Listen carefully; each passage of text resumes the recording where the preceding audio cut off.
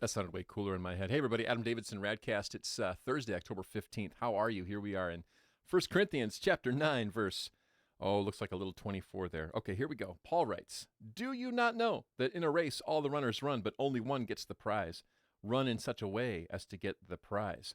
When I was in first grade, I won the 100-yard dash on field day. I was really excited about that. My long legs and lack of a bunch of eating in first grade really helped me get that first place ribbon. I remember it was blue with gold filigree, and sure, they were mass produced, but for me, that was a triumph. I had it in my room. I got that ribbon. I won.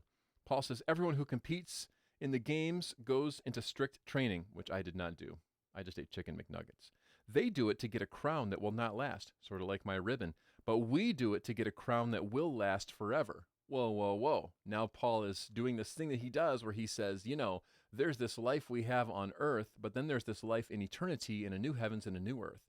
And he says, we got to make sure, number one, we're running the race that we're in. That this is not something to be jogged or walked or just stopped and sat through. That time is a ticking, and there's work to be done.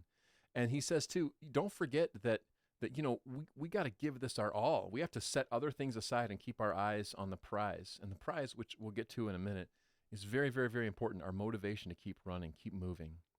He says, therefore, I do not run like someone running aimlessly, purpose.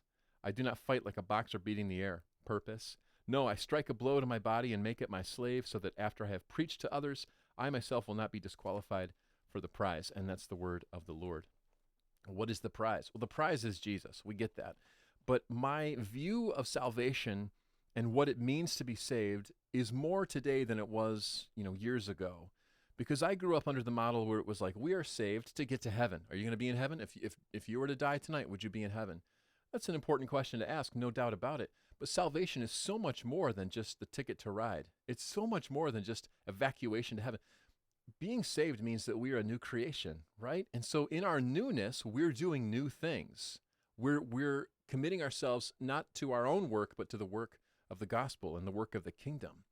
And the prize is, of course, Jesus, but more importantly, it's what we pray in the Lord's Prayer. When we pray that line, may your kingdom come and may your will be done on earth as it is in heaven, that's the prize.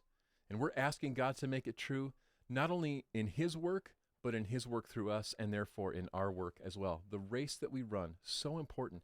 There's so much on the line.